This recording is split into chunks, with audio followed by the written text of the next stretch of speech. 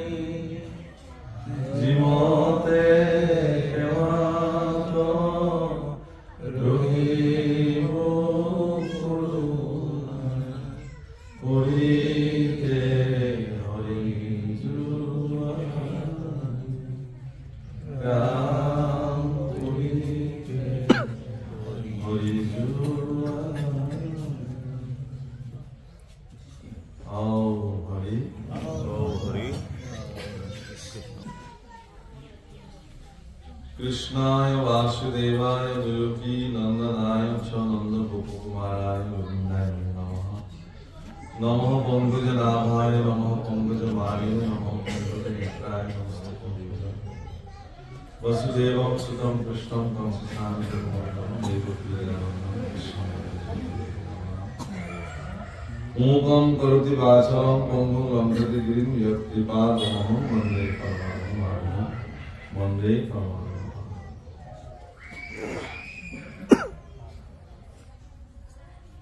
हे राम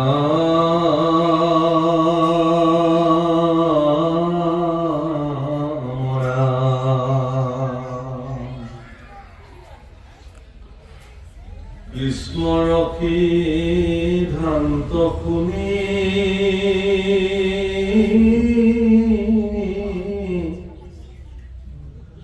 উদ্ধবে ক্ষুধন্ত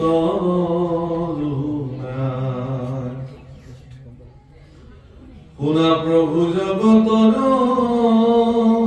বাপ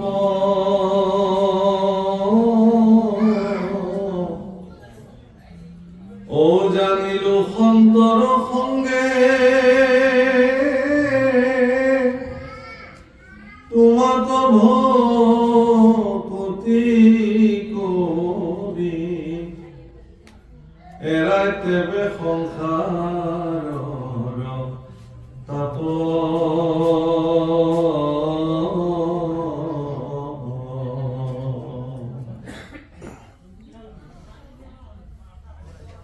মাসকল আইসকল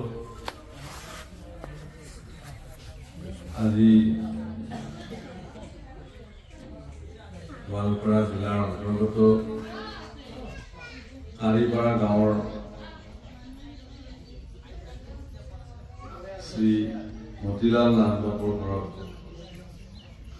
নৱনিৰ্মিত নামঘৰ তাত গুৰুসন প্ৰতিষ্ঠা এই অনুষ্ঠানৰ লগত সংগতি ৰাখি বাপ জনাই একাধ্যায় ভাগৱত পাঠ ব্যাখ্যাৰ আয়োজন কৰিছিলে আৰু সেয়া আৰম্ভণি হৈছে। আৰু ভাগৱতৰ কৃষ্ণদৱ সংবাদৰ এটি বিশেষ অধ্যায় আজি মুকলি কৰা হৈছে। মূল কথা হৈছে বা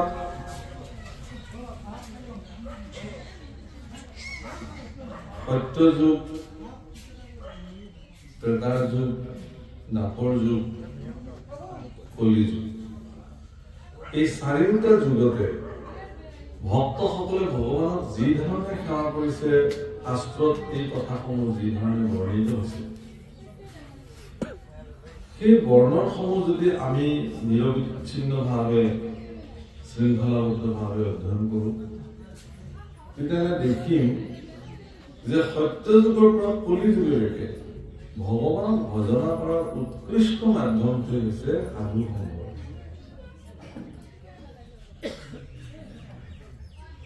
মহাপুৰুষে লিখিছে সাধু সংগ অনুসৰা, শ্ৰৱণ কীৰ্তন কৰা, পৰিহৰা, আসন্ন আছে। মানুহ এনেকুৱা এটা জীৱ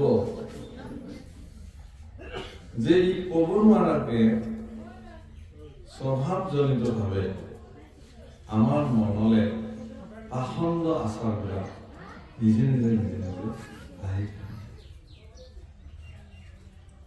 যেতিয়া সাধু সংগত একেলগে বহো, সেইখিনি সময় কিন্তু কি হৈ যায়, এই আমাৰ যেনেকে গাড়ী মটৰবিলাক চলাই থাকিলে মাজে মাজে ছাৰ্ভিচিং কৰিব লাগে। যেতিয়া ছাৰ্ভিচিং চেণ্টাৰত দিয়া হয়, ই যত যিমান বেয়া চব ঠিক ঠাক কৰি দি কেইদিন চলাবলৈ ভাল লাগে। আচলতে সাধু সংগ এটা মানুহৰ শৰীৰৰ উৎকৃষ্ট ছাৰ্ভিচিং চেণ্টাৰ।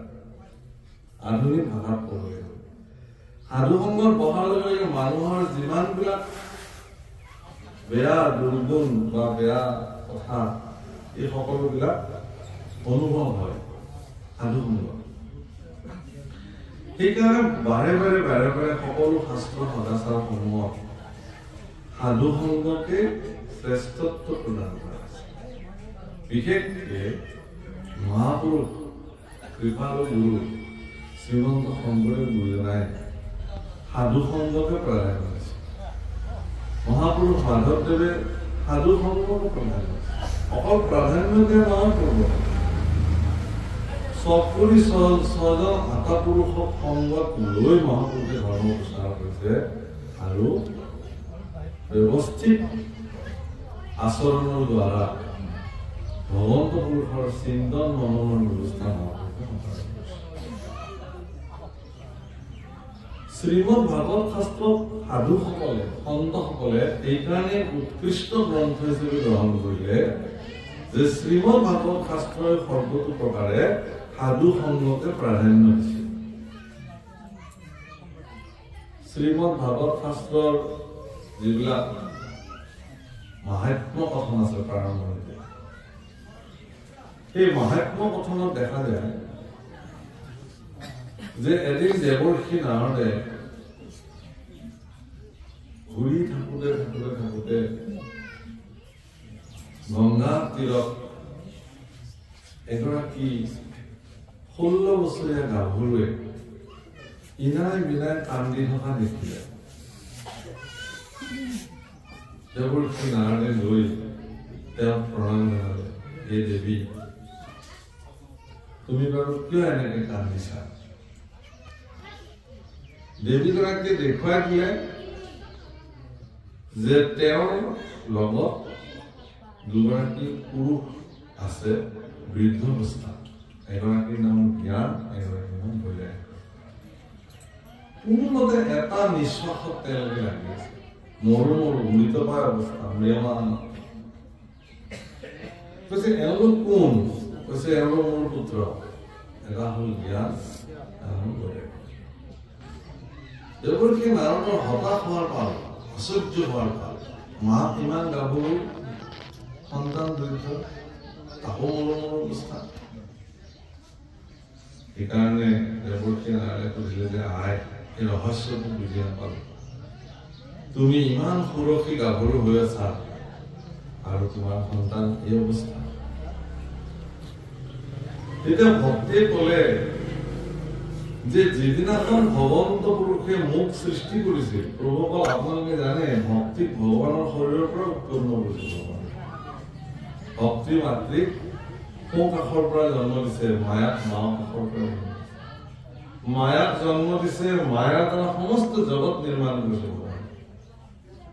বাম কাষৰ পৰা মায়াক সৃষ্টি কৰিছে আৰু সমস্ত সৃষ্টি মায়াৰ দ্বাৰা কৰিছে প্ৰভুসকল মায়াক আপুনি বেয়া বুলি ক'ব নোৱাৰে মায়াক আপুনি অৱজ্ঞা কৰিব নোৱাৰে বহুতে মায়া তত্ত্বৰ অস্তিত্বটোক যদি অলপমান বুজো আমি মহাপুৰুষে সৰলীকৃত কৰিছে কি কৰিছে অবস্তুক দেখান্ত বস্তুক আৱৰি এহিটো মোহৰ মায়া জানা নিষ্ঠ হৈ সৰু সৰু ল'ৰা ছোৱালীবিলাকক আমি কেতিয়াবা খেল খেলো সিহঁতৰ লগত কি খেল খেলো সিহঁতৰ ভাল পোৱা বস্তু এটা পটককে তাৰ হাতৰ পৰা লৈ এনেকে এনেকে দি কোৱাচোন কোনখন হাতত তোমাৰ বস্তুটো আছে তাৰ মগজুৱে তেতিয়া ক্ষিপ্ৰগতিৰ কাম কৰে সি অন্বেষণ কৰিব খোজে অন্তঃদৃষ্টিৰে হাতৰ মুঠিটোৰ ভিতৰত যেন তেওঁৰ মন প্ৰাণ সোমাই যাবলৈ বিচাৰে বাহিৰতো দেখা নাযায় কোনটো মুঠিত আছে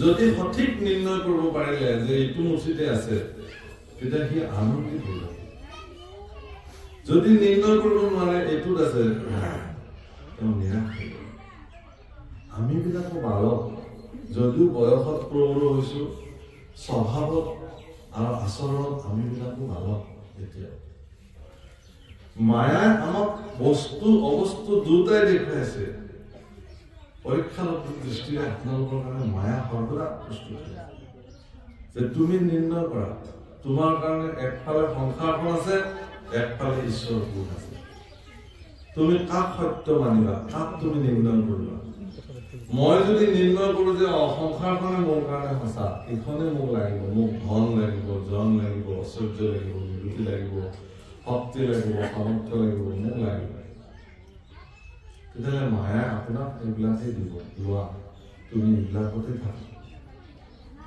কিন্তু কোনোবাই যদি কয় বোলে যে নহয় এইবিলাক মোৰ প্ৰয়োজন নাই মোক তোমাক লাগে ভক্তিক লাগে তেতিয়াহ'লে তেওঁ ভক্তি প্ৰাপ্তি এতিয়া যিসকলে ভক্তিক লাগে বুলি পেলাই ভক্তিযুক্ত হ'ল তেওঁলোকক পোষণ কৰিব কোনে পালন কৰিব কোনে তেওঁলোকক পালন পোষণৰ দায়িত্ব ভগৱানে ভক্তি মাতৃক দিলে যে হে মাতা ভক্তি তুমি মোৰ ভক্তসকলৰ হৃদয়ত থাকি তেওঁলোকক ভক্তিৰে তুমি পোষণ কৰিবা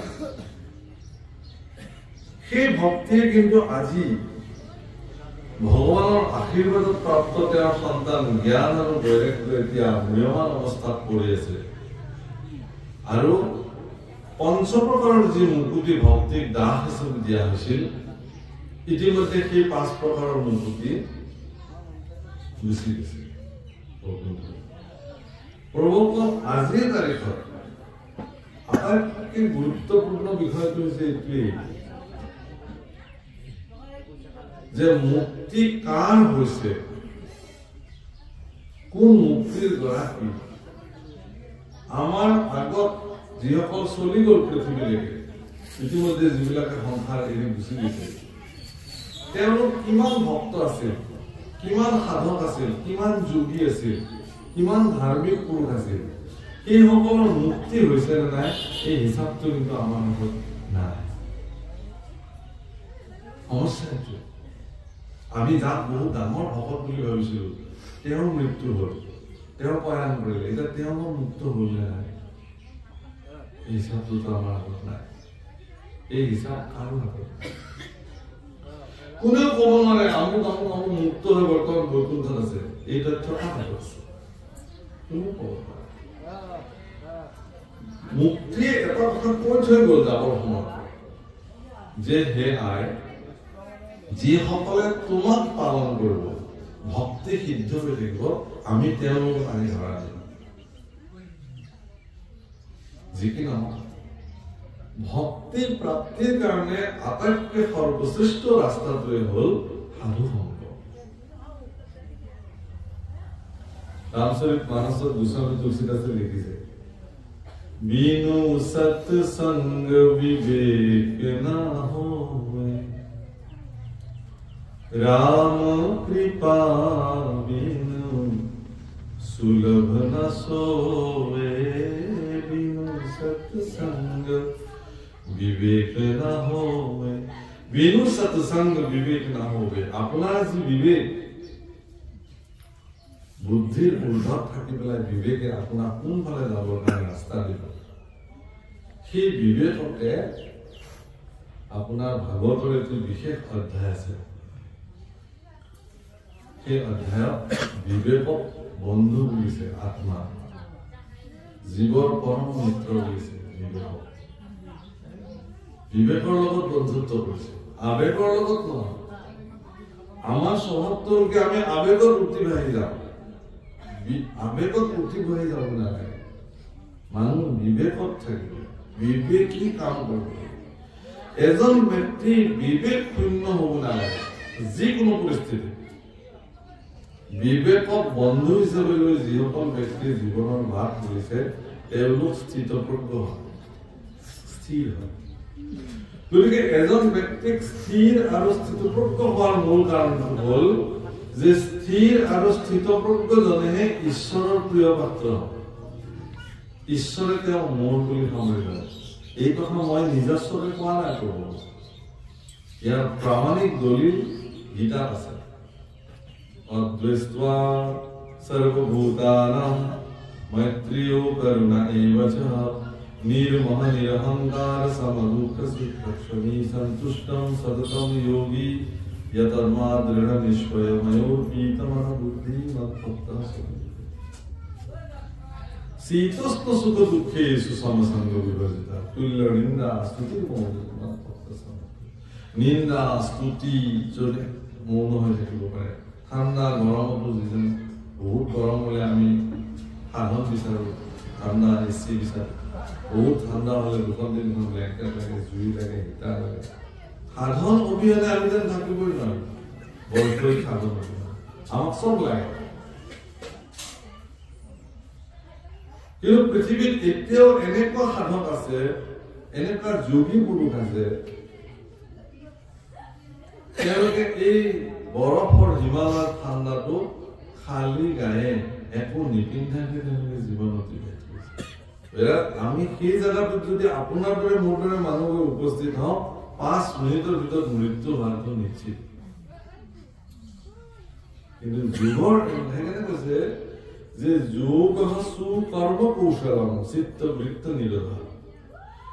যোগ এনেকুৱা এটা কৌশলী কৰ্ম যি চিত্তৰ বৃত্তিক নিৰোধ কৰিব পাৰে। মানে আপোনাৰ সেইটোকে যোগ বোলা হয় যিটোৱে আপোনাৰ চিত্তৰ বৃত্তিটোক নিয়ন্ত্ৰিত কৰিব পাৰে।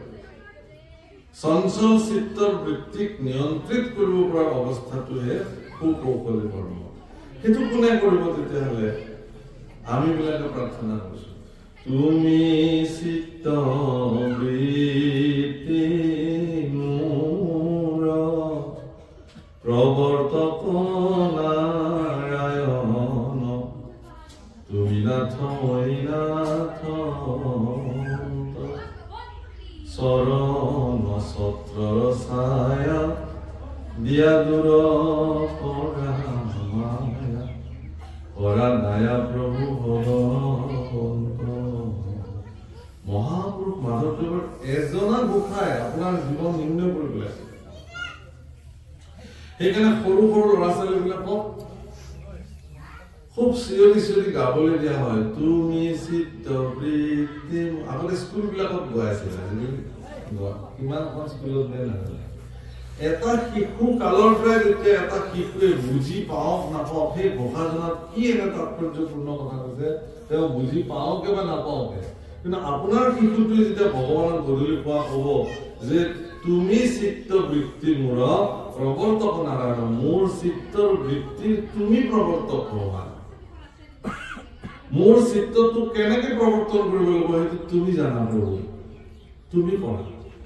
আপোনাৰ চিত্ত যদি কেনেবাকে ভগৱানে প্ৰৱৰ্তন কৰিবলৈ আৰম্ভ কৰিলে আপোনাক সৌভাগ্য আপোনাৰ দিনে সলনি। দায়িত্ব আপোনাৰ নাই আৰু এতিয়া তেওঁ চলাব আপোনাৰ। প্ৰভু তোমাৰ ওপৰত মোৰ বিশ্বাস আছে, 100% মই তোমাৰ ওপৰত ভৰসা ৰাখিছো, মোৰ চিত্তৰ বৃত্তিক তুমি পৰিচালনা কৰিবা। তুমি নাথ মই নাথ অন্ত, তুমিতো মোৰ নাথ, তুমি মোৰ স্বামী আৰু মই তোমাৰ অধীন ভৃত্য নাথ অন্ত। চৰণ ছত্ৰৰ ছায়া দিয়া দূৰ পৰা মায়া। চাব তোমাৰ চৰণ ছত্ৰ ছায়াৰ তলত যিসকলে যাব তেওঁলোকৰ মানে মায়াৰ কাৰণে বিশ্ব ব্ৰহ্মাণ্ডৰ এনেকুৱা এটা স্থান নাই য'ত মায়া প্ৰৱেশ কৰিব নোৱাৰে। ভগৱানে তেওঁক ইমান শক্তি প্ৰদান কৰিছে, তুমি চবতে যাব পাৰিবা, চব জাগাত গৈ তুমি দখল দিবা। মায়াক কৈছে ইমান শক্তি দি দিছে মায়া, কিন্তু এটা স্থানলৈ তুমি আহিব নোৱাৰিবা। মোৰ চৰণৰ ছায়া যিখিনি স্থানত পৰি থাকিব সেই স্থানত তুমি চৰণ ছত্ৰৰ ছায়াৰ তলত অধিষ্ঠিত হ'ব পৰা অধিকাৰ দিলে একমাত্ৰ ভক্তি মাত্ৰ। সেইকাৰণে অভয় চৰণ য'ত মায়াৰ প্ৰৱেশ নাই, য'ত মায়াৰ কি মানুহ অধিকাৰ নাই, সেইকাৰণে ভগৱন্ত পুৰুষৰ চৰণ ছত্ৰ ছায়াকে সুৰক্ষিত স্থান বুলি গণ্য কৰা হয়। পৃথিৱীৰ সৰ্বশ্ৰেষ্ঠ নিৰাপত্তাজনিত স্থান ক'ত বুলি যদি প্ৰশ্ন কৰা হয় তেতিয়াহ'লে তাৰ উত্তৰ এটাই হ'ব, সেইটো হ'ল ভগৱন্ত পুৰুষৰ দোকানী অভয় চৰণ। আচ্ছা, এই অভয় চৰণত শৰণ লৈ আশ্ৰয় লৈ যিবিলাক ব্যক্তিয়ে ভগৱন্তৰ চৰণতে সাৰ কৰিলে তেওঁ ভক্তিৰ দ্বাৰা পোষিত হয়, মায়া তেওঁৰ পৰা আঁতৰত থাকে। তেওঁৰ বিবেক বিবেচনা শক্তিৰ দ্বাৰা তেওঁ নিৰ্ণয় কৰিব পাৰে যে জগতৰ সাৰ বস্তু কোনটো আৰু অসাৰ বস্তু কোনটো। আমাকতো কাঠ বেপাৰে ৰাতি আন্ধাৰে মুন্ধাৰে দি যোৱা কাঠকেইডালতো আমি চিনি পাওঁ, এই ৰাম অকাঠে দিলে দেই, সাৰ নহয়, অকাঠ মানে সাৰ কাঠ নিদিলে। কাঠৰ সাৰ আন্ধাৰতো চিনি পাওঁ প্ৰভুসকল, শাস্ত্ৰৰ সাৰ কোনোবাই দিন দিবৰতে বাৰে বাৰে কাণৰ ওচৰত সোমাই দিলেও শাস্ত্ৰৰ সাৰ বুজিবলৈ আমাৰ বহুত অসুবিধা। কাঠৰ সাৰ নিৰ্ণয় কৰা আমি বিলাক বৰ শিক্ষাস্ত, শাস্ত্ৰৰ সাৰ নিৰ্ণয় কৰা বৰ। প্ৰভুসকল মূল কথা এইটোৱেই, ইয়াৰ এইখিনি কথা কোৱাৰ প্ৰয়োজনীয়তা ইমানেই যে আপুনি যদি এগৰাকী নিৰ্ণায়ক ব্যক্তি হিচাপে নিজৰ বিবেক আৰু বুদ্ধিৰ দ্বাৰা ভগৱন্ত পুৰুষৰ গোসানী অভয় চৰণৰ ছত্ৰ ছায়াত নিৰাপদ হ'ব খুজিছে, তেতিয়াহ'লে পোন প্ৰথমে ভকতৰ সংগ, সাধু সংগ অনুসৰণ কৰিব। এই কথা একাদশ স্কন্ধত কৃষ্ণ পুৰুষে তেওঁৰ প্ৰপন্ন বিশ্ব বান্ধৱ উপদেষ্টা যি বুলি নকওক পৰিচৰ্যাকাৰী পৰম মহন্ত শ্ৰী উদ্ধৱক এই কথা ভগৱানে কৈছে। আৰু এতিয়া উদ্ধৱে ভগৱন্ত পুৰুষলৈ প্ৰশ্ন কৰিছে যে হে প্ৰভু, তোমাৰ সিদ্ধান্তটো মই শুনিলো, তুমি ক'লা যে জানিলো সন্তৰ সংগে তোমাৰ ভকতি কৰি এৰাই দিলে সংসাৰৰ তাপ এৰাব পাৰি। কিন্তু মই এতিয়া জানিব খুজিছো এইটো কথাকে, কি হেৰা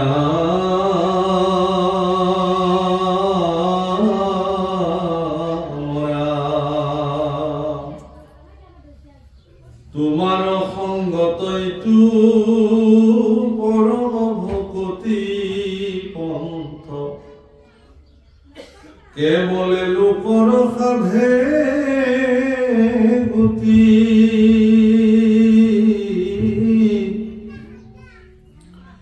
কিন্তু বেদ ফুৰে গাই জ্ঞান বিনে গতি নাই, আকে শুনি ভ্ৰময় মূৰমতি।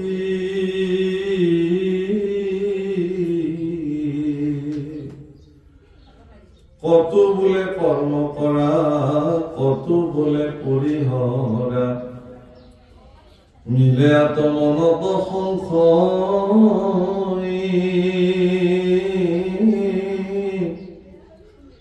তুমি বিনে নাহি আন, তুমি শিৱ সৰ্বজান, বুজাইতো কহিও নিশ্চয়। স্বয়ং বৃহস্পতিৰ শিষ্য পৰম তপস্বী বেদজ্ঞ মহন্ত শ্ৰী উদ্ধৱে ভগৱন্ত পুৰুষক যিসমূহ প্ৰশ্ন কৰিছে সেই প্ৰশ্নসমূহ ইমান সাধাৰণ প্ৰশ্ন নহয়। ভগৱন্ত পুৰুষে পৰিচ্ছেদ দিছে কি যে জ্ঞান মাৰ্গেৰেও তুমি আহিব নালাগে বাৰু, কৰ্ম মাৰ্গেৰেও তুমি আহিব নালাগে। সাৰ্বজনীনভাৱে সকলো মানুহৰ কাৰণে উপযোগ্য ব্যৱস্থা হ'ল যে তুমি ভক্তি মাৰ্গেৰে মোক ভজা।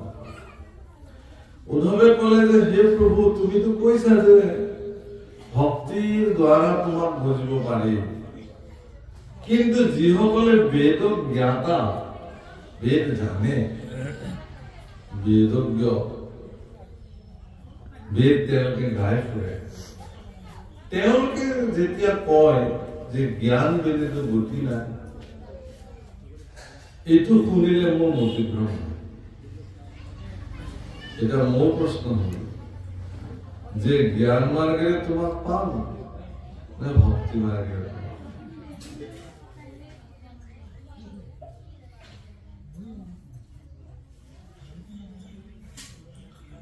আকৌ পিছৰ লাইনত ক'লে কি বুলি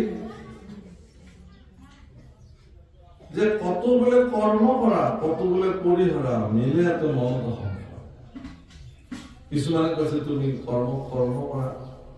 ইয়াত কৰ্ম শব্দ আচলতে কৰ্মকাণ্ডকে বুজাইছে। কৰ্মকাণ্ড, জ্ঞান কাণ্ড, ভক্তি কাণ্ড। বাসকল, আইসকল,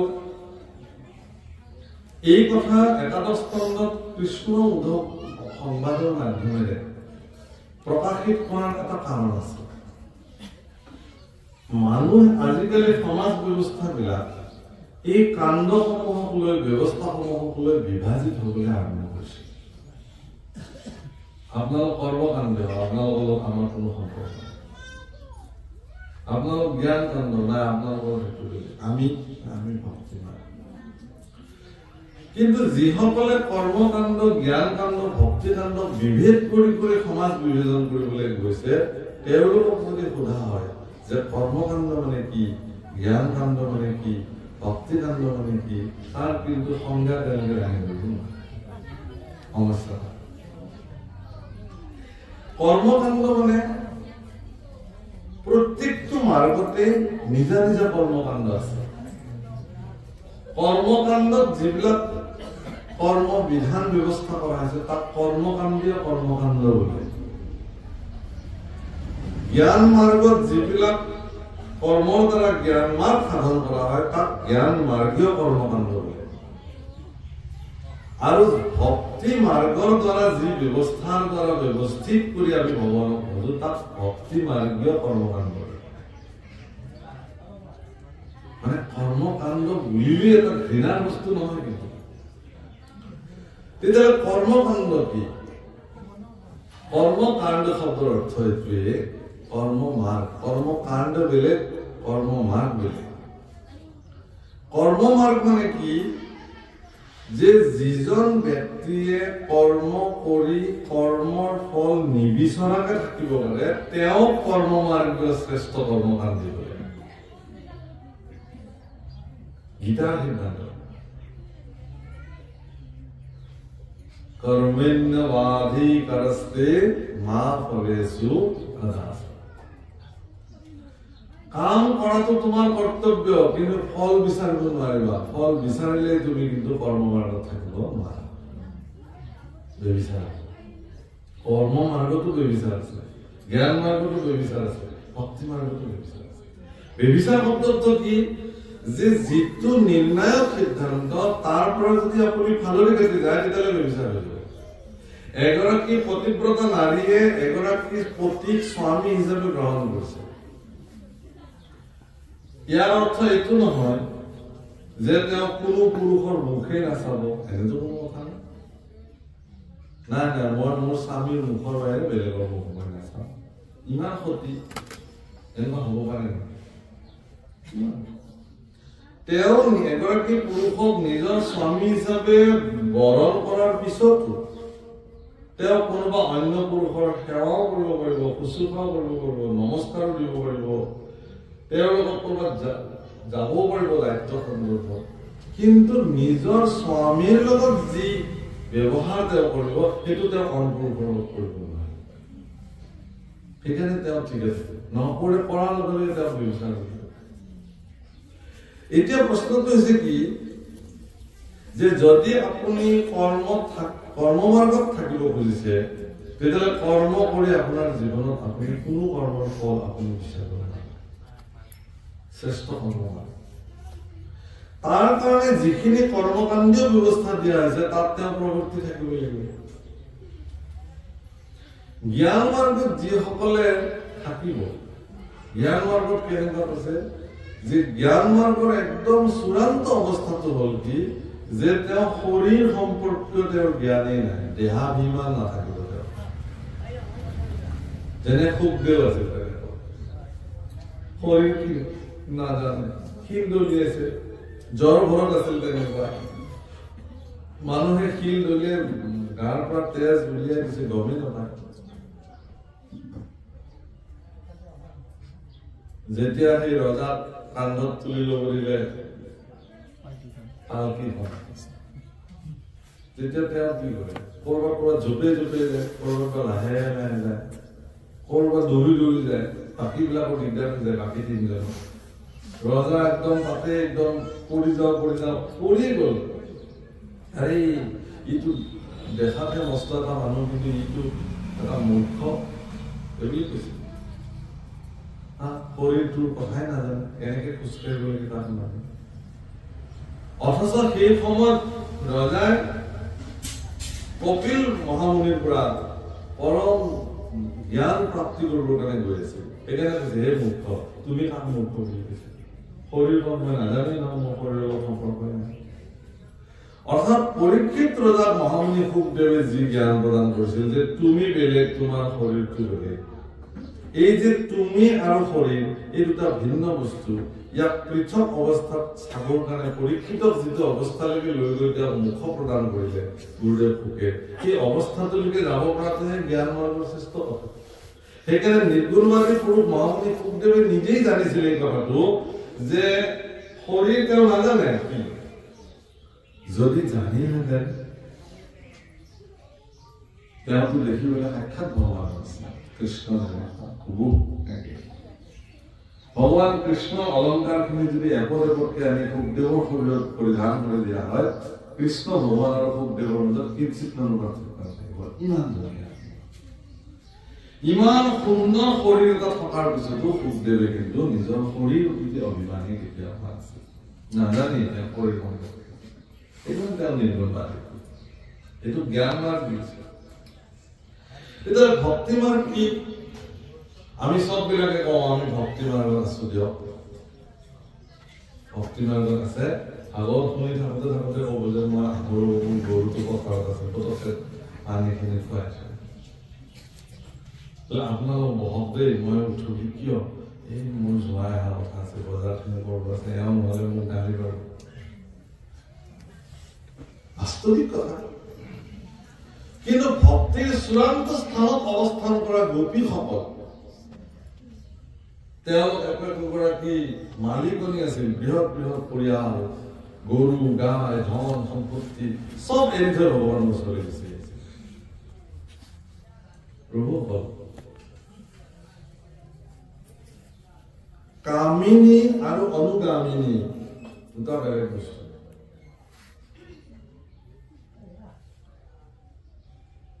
যিবিলাক আমাৰ বেশ্যা নাৰী আছে, পতিতা নাৰী আছে, তেওঁলোক কামিনী, তেওঁলোকৰ কামনাটোৱে সৰ্বশ্ৰেষ্ঠ নিয়ম। সেইকাৰণে তেওঁলোকে শৃংগাৰ কৰি ৰাখে, শৰীৰটো ধুনীয়াকে সজাই ৰাখে, বৃদ্ধ অৱস্থাটো তেওঁলোকে নিজক সজাই ৰাখে।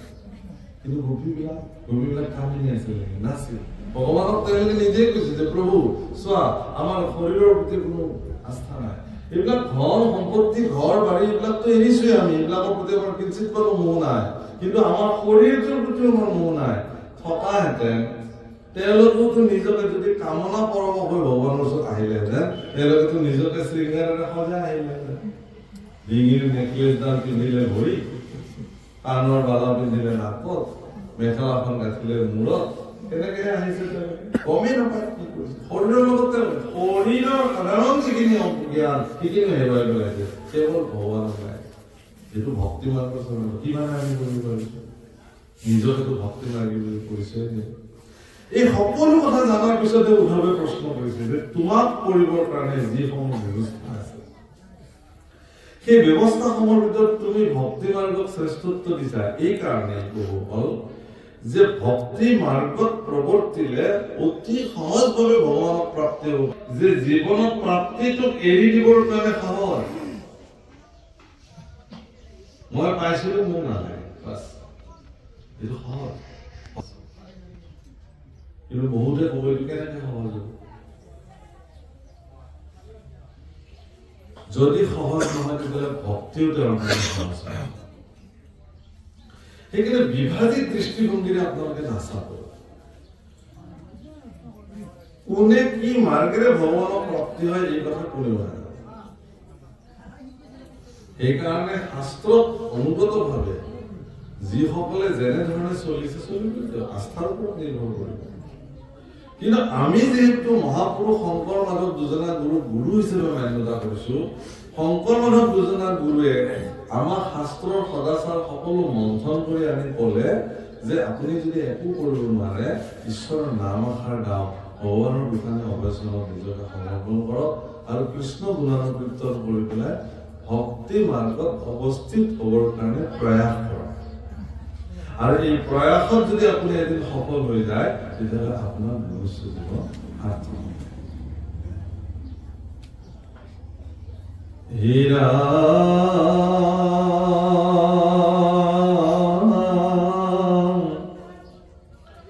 সংসাৰৰ ততৈতো কৰিল সমস্ত লোক, তাতে দংখিলে কঁকাল সাপে, পৰম কৃপায়ে বাক্য অমৃত কহিঞ্চি, উদ্ধাৰিও জগতৰ বাপে।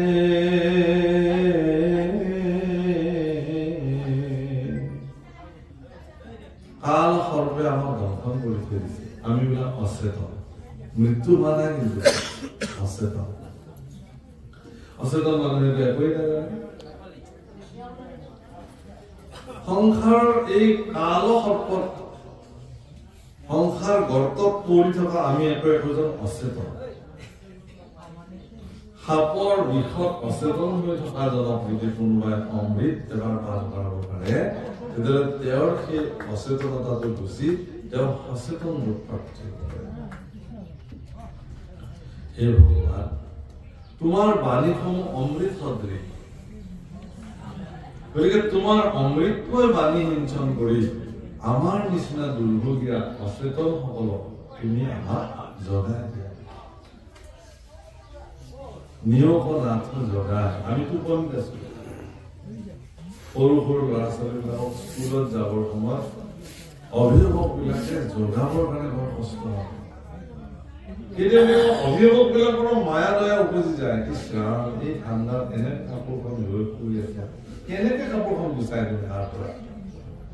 কিন্তু কৰ্তব্যৰ তাগিদা ইমান বেছি যে অভিভাৱক বিলাক অসুস্থ হৈ পেলাই কাপোৰখন গুচাই দিয়ে। কাপোৰ যেতিয়া গুচাই দিয়ে, বাচ্চাটোৱে আকৌ কাপোৰখন টানি লয়, না মোৰ ঠাণ্ডা লাগিছে, মন বেয়া লাগিলে। কিন্তু না, কৰ্তব্য যদি এই ভোগটো, এই যিটো ঠাণ্ডাত কাপোৰ লৈ থকাৰ ভোগটোক যদি আমি অভিভাৱকে প্ৰাধান্য দি দিওঁ, তেতিয়াহ'লে গোটেই জীৱন তেওঁ দুৰ্ভোগ হৈ যায়। চকু মেল খাবৰ কাৰণে, জ্ঞান চক্ষু মুকলি কৰিবৰ কাৰণে টোপনি, ভাগৰ, ঠাণ্ডা সকলো পৰিত্যাগ কৰি যিজন জাগ্ৰত হৈ গ'ল, গৈ পেলাই শিক্ষা লাভৰ কাৰণে গুচি গ'ল, অভিভাৱকৰ নেতৃত্বত তেওঁ জীৱন সফল। আমাৰ অভিভাৱক গুৰুসকল, আমিতো এনেকে লেপ লৈ ঠাণ্ডাত মৌজ লৈ শুই আছো, উঠিবই মন নাযায়। উঠক, নাম গাব যাব লাগে, উঠক গুৰু সেৱা কৰিব লাগে, উঠক ঈশ্বৰ সেৱা কৰিব নাই, নহ'ব দিয়ক আজি নহ'ব। কিন্তু গুৰুসকল এই ক্ষেত্ৰত অভিভাৱক, গুৰুৱে বাৰে বাৰে কৈ আছে উঠা জাগ্ৰত হোৱা আৰু গতি কৰা উৎকৃষ্ট জাগ্ৰত আৰু চৰৈ গতি তুমি গতি কৰা মানে তুমি উঠা জাগা আৰু গতি কৰা তুমি ৰৈ থাকিব নোৱাৰা ৰৈ থকা আবদ্ধ পানী পুতি গন্ধময় বীজাণুযুক্ত হৈ যায় কিন্তু বোৱতী সোঁতৰ পানী কেতিয়াও বিনষ্ট নহয় আপোনাৰ জীৱনক আপুনি কিয় চাৰিওফালে আবদ্ধ কৰি পুতি গন্ধময় হৈ যায় আপুনি বৈ বৈ বৈ গৈ থাকক আৰু এনেকে বৈ গৈ থাকি এদিন ক'ত বিলীন হৈ যাব মহাসমুদ্ৰত বিলীন হৈ যাব নিজৰাৰ পৰা গৈ নদী হ'ব নদীৰ পৰা গৈ সমুদ্ৰত পৰিব আৰু সমুদ্ৰত যিদিনাখন পৰিব তেথৰা সমুদ্ৰত সেইদিনাখন আপুনিও সমুদ্ৰ হৈ যাব ভক্তিৰ যি সমুদ্ৰ মহাসমুদ্ৰ তাত অগণন ভক্তসকলে দিনে নিশাই স্নান পান আচৰণ কৰি আছে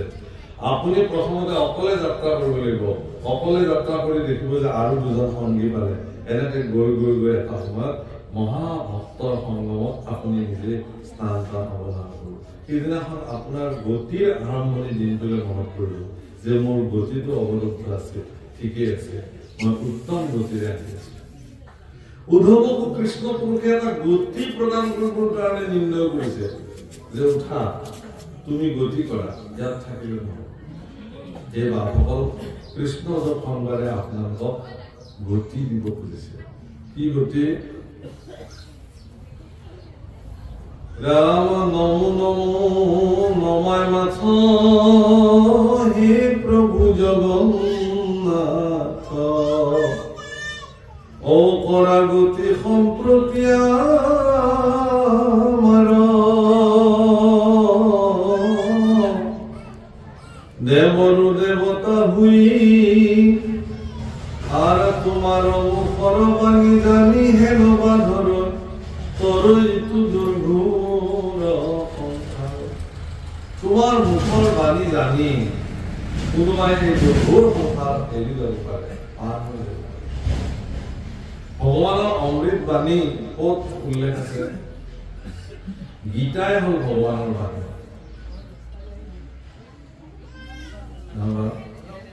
গীতা ভগৱানৰ সৰ্বশ্ৰেষ্ঠ বাণী সমগ্ৰ পৃথিৱী যদি অকল গীতাৰ বাণীক মান্যতা দিয়ে তেতিয়াহ'লে তেওঁৰ জীৱন ধন্য হয়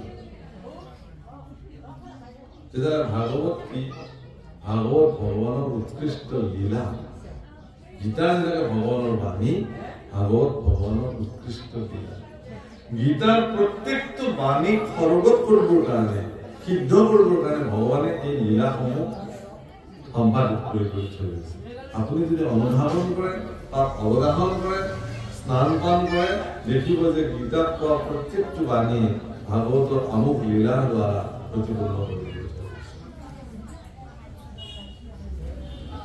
সেইকাৰণে মহাপুৰুষ মাধৱদেৱে কিন্তু এজনা ঘোষাত গীতাক প্ৰাধান্য দিছে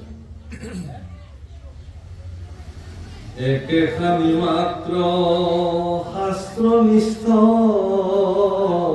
দৈৱকী নন্দনে কৈলা যাক দেৱ একমাত্ৰ দৈৱকী দেৱীৰ পুত্ৰ দৈৱকী পুত্ৰৰ পদ সেৱা কৰ্ম একহি মানে মাত্ৰ মন্ত্ৰ একতা নাম মাত্ৰ একেখানি মাত্ৰ শাস্ত্ৰ নিষ্ঠতাৰে মানিব পৰা এখনেই জগতত শাস্ত্ৰ আছে বুলি মহাপুৰুষ মাধৱদেৱৰ সিদ্ধান্ত যাক দৈৱকী নন্দনে অৰ্জুনৰ আগত কৈছিল আৰু পৃথিৱীত সৰ্বশ্ৰেষ্ঠ দেৱতা এজনেই আছে দৈৱকী পুত্ৰ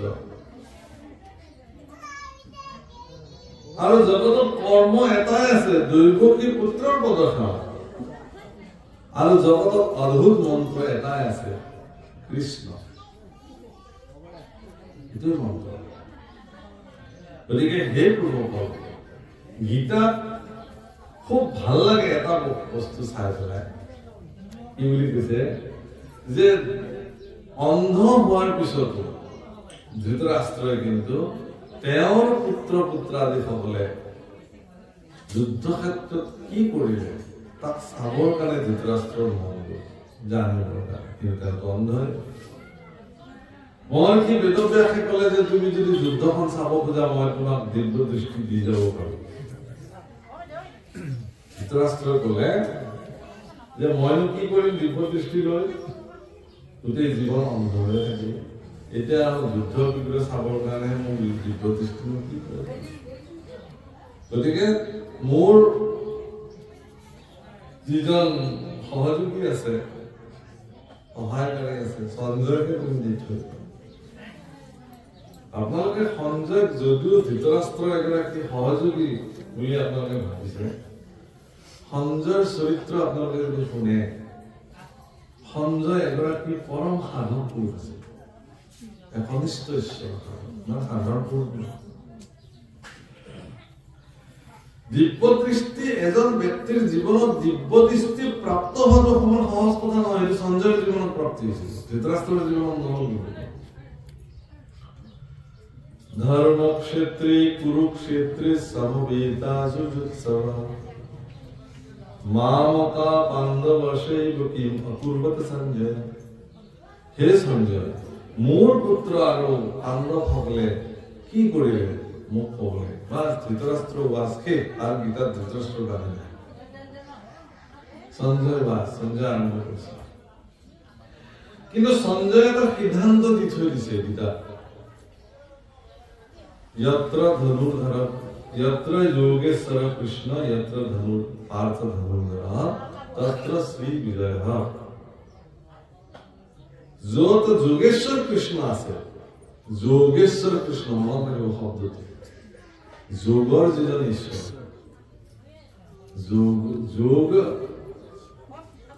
যোগৰ ঈশ্বৰ যোগেশ্বৰ, সৰ্বশ্ৰেষ্ঠ যোগেশ্বৰ। যোগ তেওঁ জীৱনত সকলো জীৱৰ লগত সংযোগ স্থাপন কৰি থকা ভগৱান, সেইকাৰণে তেওঁৰ নাম যোগেশ্বৰ।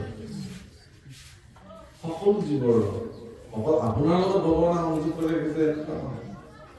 বালি চাহি সূক্ষ্মতে সূক্ষ্ম জীৱবিলাকৰ ওপৰতো ভগৱানৰ কৃপা দৃষ্টি আছে, নহয় তেওঁলোক কেনেকে জীয়াই থাকিব।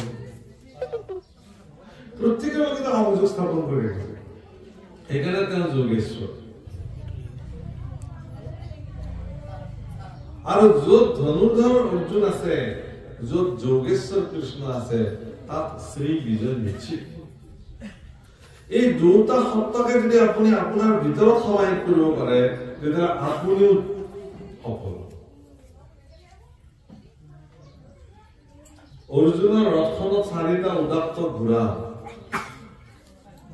অৰ্জুনে কি কৰিলে, 4টা ঘোঁৰাত লাকি লগাই ভগৱান কৃষ্ণৰ হাতত বাঘ জড়িত দিলে, ক'লে যে হে প্ৰভু, আজিৰ পৰা এই ৰথখন তুমি যেনেকে চলাবা তেনেকে, আৰু মই তেনেকে যুদ্ধখনত যদি এই সংসাৰখনকে আপুনি কুৰুক্ষেত্ৰ বুলি ভাবে, এই শৰীৰটোকে যদি আপুনি সেই ৰথখন বুলি ভাবে, শৰীৰৰ ভিতৰত বিদ্যমান হৈ থকা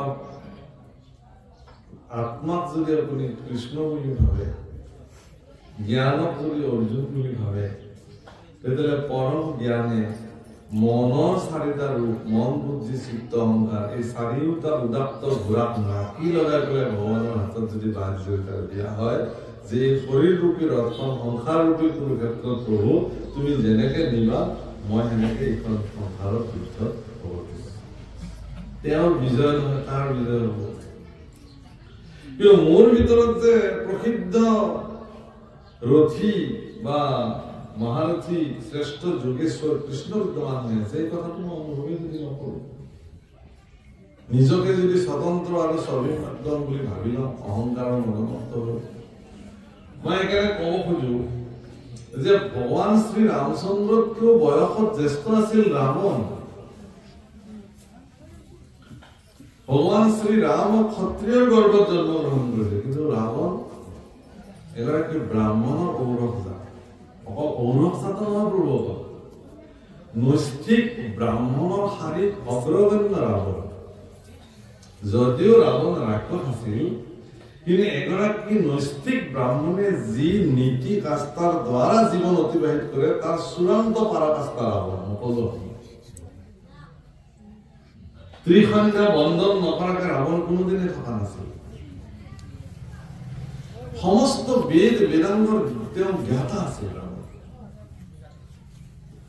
শিৱ স্তোত্ৰ তাণ্ডৱ স্তোত্ৰ তেওঁ নিজে ৰচনা কৰিছিল এগৰাকী ভাল পুৰোহিত আছিল তেওঁ কেনেকৈ যজমান কৰিব লাগে পূজা কৰিব লাগে সিদ্ধস্ত আছিল পৰম জ্ঞানী যাৰ ঘৰত বেদ পাঠ কৰিবৰ কাৰণে চতুৰানন্দ ব্ৰহ্মা হাজিৰা দিব লাগে দেৱী আহি পেলাই আমাৰ ঘৰত এজন ভকতক ভাগৱত পাঠ কৰিবৰ কাৰণে আমি আনিবৰ কাৰণে বহুত যোগাৰ কৰিব লাগিব আপোনাৰ সৌভাগ্য হলেহে এজন ভকত আহি আপোনাৰ ঘৰত ভাগৱত পাঠ কৰিব ডেইলি কোনোবা এজন ভকত আপোনাৰ ঘৰতে ভাগৱত পাঠ কৰাৰ স্বভাৱ আপুনি কল্পনাই কৰিব নোৱাৰে কিন্তু ৰাৱণ এনেকুৱা এগৰাকী ব্যক্তি আছিল যাৰ ঘৰত চতুৰানন্দ ব্ৰহ্মা সদায় বেদ পাঠ কৰিবলৈ আহে সদায় আহিব লাগিব এদিন ইমান ক্ষমতা স্বয়ং ভগৱান কৈলাশপতি শিৱ নিজে পূজা লবৰ কাৰণে আহি উপস্থিত হৈছে উপায় নাই ইমান অস্ত্ৰ বিদ্যাত পাৰ্গত আছিল ৰাৱণ পৰম চোকা বুদ্ধি সম্পন্ন পৰম জ্ঞানী সকলো ফালৰ পৰা স্বৰ্ণময় লংকা হনুমানে পুৰি চাফাৰ কৰি দিলে এক নিমিষত বিশ্বকৰ্মা আৰু ময়দানবে সকলো ভস্ম হৈ যোৱা স্বৰ্ণময় লংকা মুহূৰ্তৰ ভিতৰত নিৰ্মাণ কৰি দিছিল ৰাৱণৰ আজ্ঞা গমেই নাপায় তাত যে কিছু সময় আগতে যে তাত জ্বলি চাফাৰ হৈ গৈছিল লংকা ইমান ক্ষমতা হৈ আছে কুবেৰক আটাইতকৈ ধনী বুলি ধৰা হয় যক্ষসকলৰ ভিতৰত কুবেৰৰ সমস্ত ধন নিজৰ হাতত মুঠিত ৰাখিছে কিমান ধনী মানুহ তাৰপিছতো কিন্তু সাধাৰণ এগৰাকী বনবাসী মনুষ্য ৰামৰ হাতত ৰাৱণ নিধন হৈছে ফল মূল কন্দমূল খাই থকা বান্দৰ সেনানীৰ লগত ৰাৱণৰ পৰম পৰাক্ৰমী ৰাক্ষস সেনানী বিধ্বস্ত হৈছে তাৰ কাৰণটো অহংকাৰ তাৰ একমাত্ৰ কাৰণটো হল অহংকাৰ প্ৰভুসকল অহংকাৰ যেতিয়ালৈকে আপোনাৰ শৰীৰৰ পৰা বিনাশ হৈ নাযায় অহংকাৰ কেতিয়া বিনাশ হ'ব আপুনি যিদিনাখন নমনীয় হ'ব পাৰিব যাক ফ্লেক্সিবল বুলি কয় ফ্লেক্সিবল মেণ্টেলিটি আপোনাৰ নমনীয় মানসিকতাৰ চিন যেতিয়ালৈকে জন্ম নহ'ব তেতিয়ালৈকে আপুনি গতিকে মানে কি হালিব পৰাৰ যিটো গুণ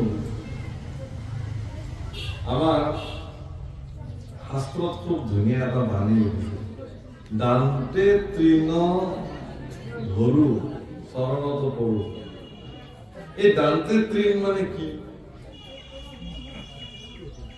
দান্তে তৃণ ধৰু ইয়াতে দুটা অৰ্থ আছে দাঁতেৰে যেতিয়া এডাল তৃণ মানে বন এডাল যেতিয়া দাঁতেৰে কামুৰি থাকে সেয়া আৰু ক'বলগীয়া একো নাথাকে কথা ক'ব নোৱাৰিব দান্তে তৃণ ল'লে এইটো এক মই নকওঁ আৰু মোৰ কোৱাটো শেষ মই দান্তে তৃণ ল'লো দ্বিতীয়তে আগতে যিবিলাক ৰজা মহাৰাজাবিলাকে কাৰোবাক শাস্তি দিছিল উগ্ৰ শাস্তি দিছিল তেতিয়া সেই মানুহবিলাকে এডাল ঘাঁহ মুখেৰে কামুৰি লৈ দাঁতেৰে কামুৰি লৈ যদি ৰজাৰ ওচৰত গৈ দণ্ডবোধ কৰে তেতিয়া ৰজাই তেওঁক আৰু মৃত্যুদণ্ড নিদিয়ে অন্য শাস্তি দিব মৃত্যুদণ্ড কাৰণ মুখত তৃণ লোৱাৰ লগে লগে আমাৰ যেনেকে গৰুবিলাকে ঘাঁহ খাই মুখত সেই নিমাখিত প্ৰাণীৰ অৱস্থালৈকে তেওঁ গুচি যায় সেইকাৰণে তেওঁ শাস্তি নিদিছিল তাতে তৃণ ল'লে যেতিয়া আৰু মৃত্যুদণ্ড নহয় নহলে গৌবধৰ সমান মৃত্যু হৈ যাব তেওঁ অপৰাধ হৈ যাব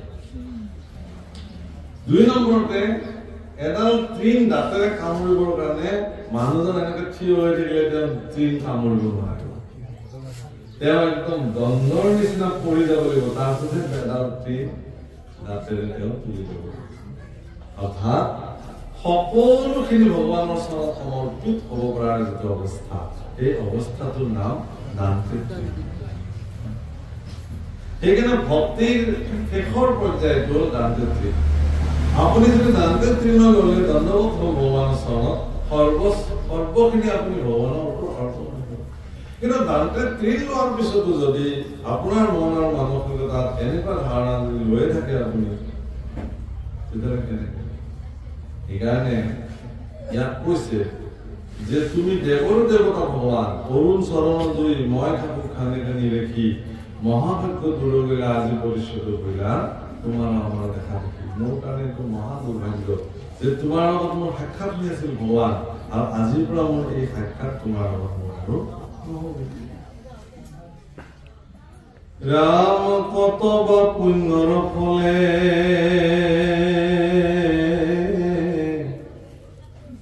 সাক্ষাতে সুধিবে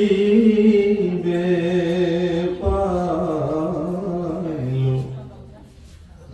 দিওক সিদ্ধান্ত নাথ তুমি বিয়োগে আকুল পরে ধারাইলো তপ ঝরে কান্দন্ত উদ্ধৱ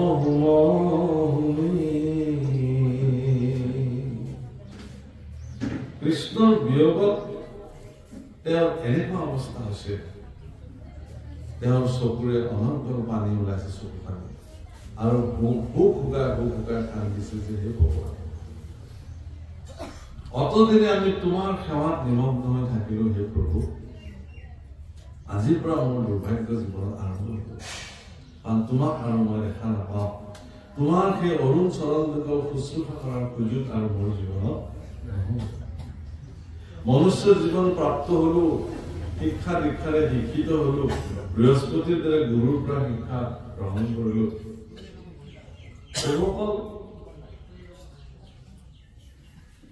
গুৰু তত্ত্বটোৱে শ্ৰেষ্ঠ তত্ত্ব সংস্কৃতত গুৰুত্ব বুলি কয় গুৰুত্ব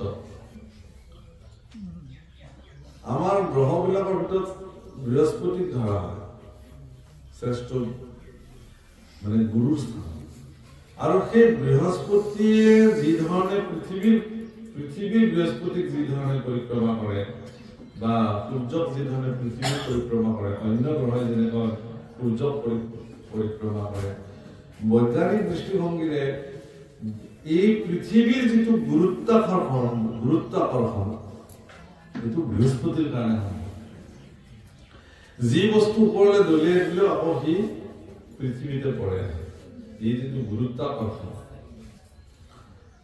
আধ্যাত্মিক তত্ত্বত ইয়াক গুৰুত্বাকৰ্ষণ এইকাৰণে কয় যে আপুনি আপোনাৰ জীৱনতো যদি গুৰুৰ প্ৰভাৱ নাথাকে তেতিয়াহ'লে আপুনিও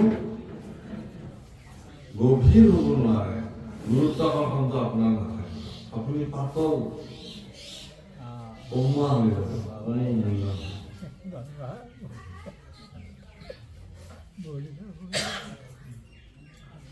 সেইকাৰণে গুৰু সাক্ষাৎ পৰম ব্ৰহ্ম গুৰুৰ অস্তিত্ব জীৱনত আটাইতকৈ গুৰুত্বপূৰ্ণ যদি আপোনাৰ জীৱনত সুদৃঢ় গুৰুৰ অৱস্থান নহয় আপুনি ঈশ্বৰ চিনিয়ে নাপাব ঈশ্বৰ কেনেকৈ চিনি